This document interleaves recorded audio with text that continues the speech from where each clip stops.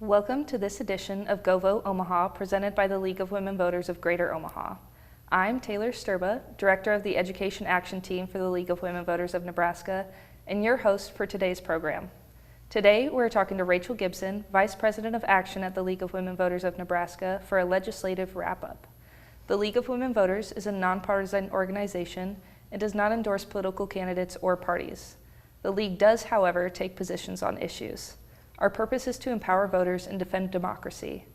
Go Vote Omaha primarily focuses on policy issues, and as a result of our discussions, we hope you will feel ready to make informed decisions at election time. So Rachel, thank you so much for being here today. Yes, thanks for the invitation. I'm happy to be here. Absolutely. Well, just to begin, can you explain kind of your role and what you do during these sessions and throughout the year? Yeah, absolutely. So my role is Vice President of Action for the League of Women Voters of the state, and my role really is to help make the legislature accessible, to help folks know how they can reach out to their elected officials, to follow policy, to let people know what that policy actually means. So there's a lot of different ways we do this. One of my favorite ways is working with our action teams, of which you are one of our directors. So we have 6 different areas that we have volunteers across the state helping read and interpret proposed policies, which is fantastic because everyone brings a different expertise. And then that information helps us kind of form policy statements, things we should take a stance on, stuff like that. So that's probably one of my favorite parts of our work. Another part of my work is throughout the session to be following the legislature, so streaming and watching the legislature, and then updating our members when something's happening. There's a lot going on all at once in our legislature, so being able to say, hey, this is when this bill is going to be up. We call those our action alerts, so that's sending those out and giving people kind of directions of like, hey, if you want to take a stance on this issue, here's some actionable items you can do. So it really is about kind of connecting our government and our legislature with the folks in Nebraska. And I think sometimes people come at our government process as really complicated and they don't know how exactly it works. Could you kind of explain that process and how bills get passed? Absolutely. So in Nebraska, we have sessions just in the spring. So our legislature only meets in the spring. And the first 10 days is when our legislators can introduce bills. So the first 10 days is just a flurry. And any of our senators can introduce bills on anything. This year we had just over 800 bills, so it's quite a few. And then from there, each bill gets a public hearing. So there are different committees in our legislature made up of those senators that actually have time to review the bill, hear from experts, and ask for the public to come in and give their input. So that's the hearing process. Every bill gets one of those. At that point, each of those committees works to determine what they feel like is ready to be moved forward to debate as an entire legislature. And they get voted out of committee onto what's called general file, which is the big debate process. So it goes to everyone then. And then it goes through a series of debates to kind of hone it and really make it the best bill possible. Folks can add amendments, folks can change fiscal notes and things like that. So it really is walking through that process to make sure that they have the best policy possible. And then once a bill hits the final threshold there, once it gets signed on final reading, it goes to the governor. And hopefully, if it's a good bill, they sign it. But he has the option to veto it as well, and then it comes back to the legislature that they can potentially override that veto. So that's kind of the life cycle of a bill. It sounds like a lot, which is why the action alerts are great, because you get something from me that says, okay, now the time to email your senator. But really, part of that process is so that they are able to hear from the public, to hear from experts in these areas, so they really can make policy that's going to help Nebraskans. And so these committee hearings are public hearings. Anybody can give their input. Is that the only time people can give their input, or what are different ways that they can get involved during that time? So at any time, you can email your legislator. That's probably the easiest and clearest way to get a hold of your government. So there's a really great website that lets you find your legislator. It's right on the homepage of our Nebraska legislature website. And it has all the contact information. So at any time, you can email your legislator, ask questions, give input. The hearing is a great way to be involved. The downside is it's at one particular time, so you have to be able to be in Lincoln to be able to share your perspective at the hearing in that way. And as you said, open to anyone. It's not like you have to have a credential to be there. If you have an opinion on a bill, then you can go down and give your opinion. Another way related to that hearing, and they're kind of expanding this is newer this year for our legislatures, they're using an online portal for comments. So kind of lockstep with that hearing process. They're also opening up an online comment portal when the hearings are happening so they can take that information in as well. And they're kind of figuring the kinks out of that. It's a great way to dip your toe in the water, but hearings are really the gold standard of how you want to get down there. Once you get past the hearing process, again, email. There's lots of emails because, again, the way things are scheduled, it's when that bill comes up. They've got a million things going on. So sometimes they're like, email me when we're debating this. I'm not going to retain this. So email is always great. And then you can also go to the Capitol. We have a situation where you can pull senators off the floor. So you sign and say, hey, I'd like to talk to my senator, and they'll come out and chat with you, and you can talk about whatever you like with them. So that's another great way to get involved with your legislator. And we did not have a typical session this year. What were different rules and different kinds of tactics that were employed during debate, and how did that affect the longstanding tradition? Yes, we have not had. We are still not. The session is still going, and it's still an unusual session. To give kind of a synopsis, we went through the bill introduction process as one usually would. One thing I didn't mention earlier, but how they decide what gets to the floor is a mix of what is discussed during committee, things the speaker would like to see, and then what's called priority bills. And so each senator can pick a priority bill. We had several senators pick highly contentious priority bills. For example, an abortion ban, which was LB 626, and there was also a anti-gender affirming care bill, considered an anti-trans bill, 574, that was also indicated as a priority bill.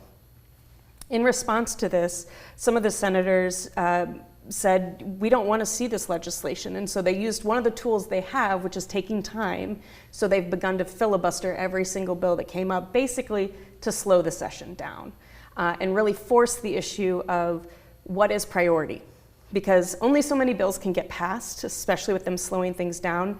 So are we prioritizing, as they phrase it, legislating hate and passing those types of bills, or are we focusing on the Perkins Canal or tax relief for those types of things? So it has really made the legislature a pressure cooker this session. So there's been a lot of unusual steps taken. We actually saw a rule change in the middle of session. So in an attempt to make it harder to take that time, there was an adjustment in rules, to which the response was to figure out how to work around those rules. So it has really been a very slow session, a very contentious session.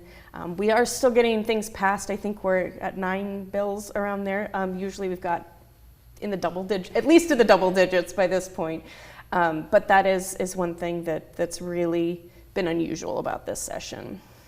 And with all of these priority bills and the filibuster, a lot of senators have been introducing amendments and tacking them onto existing bills. Mm-hmm. How exactly does that work? Yeah, the great question. So that's influencing a couple different things. So that is an excellent question. So a bill can come out of a committee and you can add amendments at the first 2 rounds of debate. And again, the idea here is everybody takes a look at it and is like, hey, this isn't going to work for my community, or I don't like that idea. And so people are able to add amendments. Usually, amendments have to be so closely related to what the bill is, and minor changes. In fact, we have it in our Constitution that we have to have a one subject bill. Sometimes you'll hear it referred to as germaneness, which just means sameness. Is it germane? Does it fit in the category? So we have this in our Constitution, and this year we've gotten really flexible about what fits under, what is germane. And so one method that we've seen is, because so few bills are getting through, they'll pick a primary bill and add a bunch of different amendments into it that are other bills Sometimes they're called Christmas trees, but we've seen this more and more with more bills tacked on. Last week there was a bill that had, I think, 32 different bills under the one bill. Totally separate ones that had been tacked on. So that's one piece that we're seeing is that getting pushed through that way. The other thing we're seeing, one of the big pieces this session has been a way to kind of get around the rules. So for example, LB 626, the abortion ban, actually was defeated. It was one vote short of being able to be advanced. In any other session, that would be considered dead. It wouldn't come back. The speaker said it wouldn't come back. And then, lo and behold, 2 weeks later, it got added as an amendment to the anti-trans bill because they felt that was a vehicle they could move it forward on. So that's highly unusual. It's highly unusual to bring a bill back that way. It's those two bills are not, the similarities are about restricting care, which is not exactly germane. So we're looking at, does that fit into our Constitution? So there's been some creative ways to try to move things forward that way as well. And with all of these amendments being added on bills, do they each get their own hearing? Can they be removed from the bill? What kind of is that process? Mm-hmm. So the rule, as it has been in the past, anytime something completely new gets added, you come up with a great idea, but it's after day 10, you want to add it as amendment. If it's different enough, it is supposed to have its own standalone hearing, because remember, we have all of our bills get a hearing. So they're supposed to have like a middle of the session hearing. That has not happened this session at all. So some would argue that abortion ban that's being added to the anti-trans bill is different enough from that first abortion bill. It has different penalties. There are different implications from a medical standpoint that it needs to have its own hearing so people can weigh in. They've opted not to do that. So that's another thing that we've seen a lot this session is when the rules aren't really, really explicit, we're doing things that are not what has been done in the past. So precedent is being set aside in a lot of ways that we've just never seen before. And do you think even if it strays from previous precedent, is it setting a new one? That is a great question, and it's been an interesting conversation that they've actually been having on the floor of when do you set a new precedent? Every precedent has to be set once, right? So that's a conversation they're having. One thing that we're really hearing a lot is the idea that each legislature is a unique entity. So in, let's say, 10 years, because we have term limits in our state, none of the people who are in the legislature now will be in the legislature. So the idea of precedent is kind of hard to carry on because you're dealing with a new legislature every few years. So we're going to have to wait and see if that's something that's sustained or if that's just kind of a blip because this is a very odd session. It sounds like all of this is moving very quick and it's very hard to stay up to date. Who or what do you recommend to use for accurate and quick information? You're right. I think of it almost like parenthood. I heard once that parenthood, the days are long, but the years are short. That's how I feel about this session with the filibuster, because sometimes the days feel long, but things happen really fast when they do. So I would say one of the best ways to stay up to date would be to sign up for our action alerts. And you can do that by going to our website, lwvnebraska.org, and there's a button you can sign up. You'll get an email from me when kind of the big stuff is happening. I usually include some background information and then some concrete action items about what you can do. So that's one way. And you do not have to be a league member to do that, so feel free to sign up for those. Another way is, honestly, social media is a great tool. There's actually a hashtag AnyLeg, and AnyLEG. There's a lot of journalists who use that, and the journalists are in the chamber, so they're live tweeting what's happening. I'll live tweet about, if I'm watching debate, what's happening, sometimes with a little commentary. I try to keep it pretty focused. But that is a great way to stay up. And know, hey, a bill got scheduled for tomorrow for a hearing. We're having a rally at the Capitol, because you're right, that does happen really, really quickly. So I would say those are probably the best ways to get up to date. Awesome. Well, so many people have voiced their opinions and seem very dissatisfied with how the session has been going, but they didn't know exactly how to get involved or contact their senator. What are the different ways to do that and the importance of it? And you kind of spoke about how there are rallies that happen. How do you hear about those? Mm-hmm. think one of the best ways to be able to plug in is find the connectors. So like the league, our whole job is to be the connectors between government and the public to help navigate that process. But there are lots of them. If you have a particular issue you're passionate about, if it's abortion care, Planned Parenthood is a great connector. If it is, I'm trying to think of another one, women's issues, the Women's Fund is a great one. So finding those different organizations that can kind of connect you and have those updates and let you know when things are happening. I think that's one really easier way to get started. And if you go to our website, we have a section that talks about our partners. So that's a great way to kind of find that list. Of course, joining the League of Women Voters is a great way to hear about all of that and to be a gateway to all those other things. And they're not exclusive. You can join our group and join other groups. That happens all the time. So I think that that's one way to start kind of dipping your toe in the water. The other thing I would say is look at some of the resources we have online and other places have online. For example, the ACLU Nebraska has a fantastic page about how do you give testimony at the Capitol. So there's some sort of places you can go that'll help you navigate the process. But of course, with the league, we love to go. We have a lobby day every day. We love to go. I love to go with people for the first time to do their hearings. I think we went out to your first hearing together. So that's one thing I love about the league is we really walk with you together to say, here's how this looks, and I'm right here if you've got questions. And I know when I first started, you kind of helped me out with this, but writing those emails and giving that testimony is a very hard thing to do.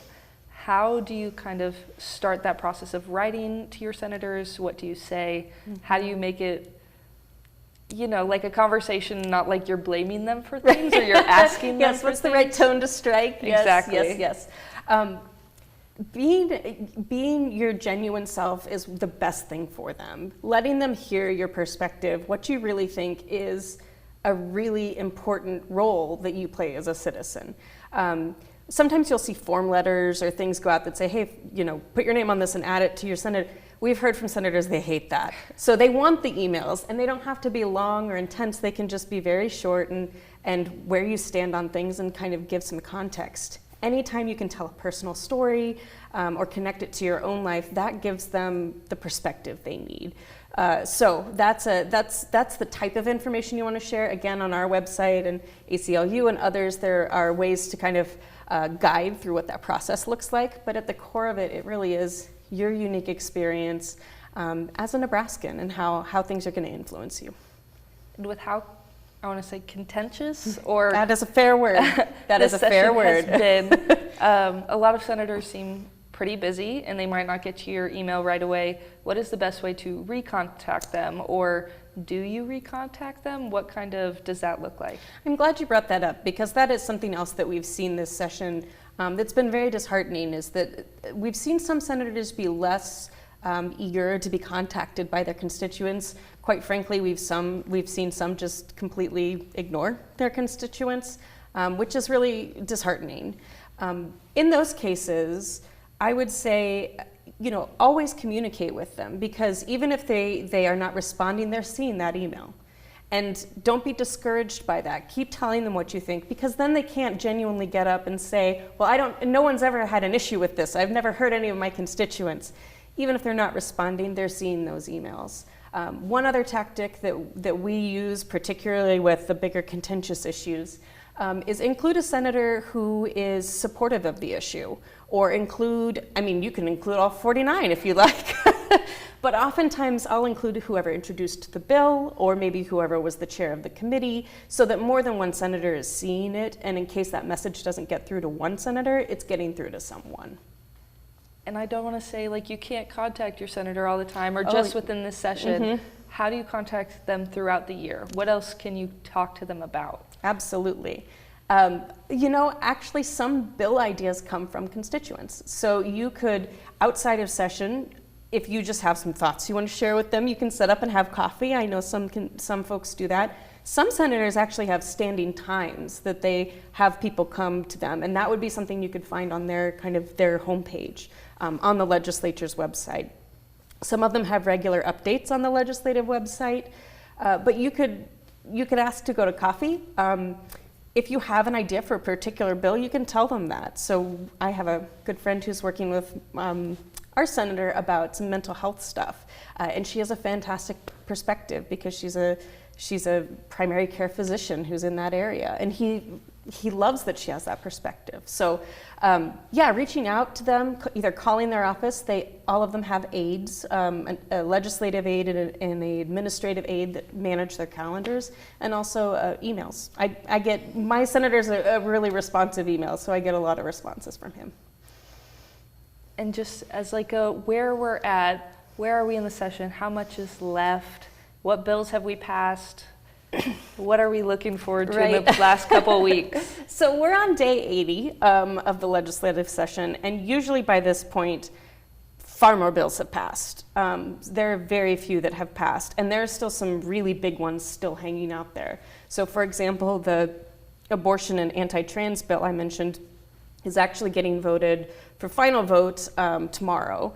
Friday afternoon. So that'll be a big one. But we haven't even touched voter ID, which, if you'll remember, that passed the ballot initiative last election that said the legislature needs to write law about what that looks like. So there have been people who've been working on it all session, but the full legislature hasn't even seen what that looks like. So that's probably going to be starting next Monday, hopefully.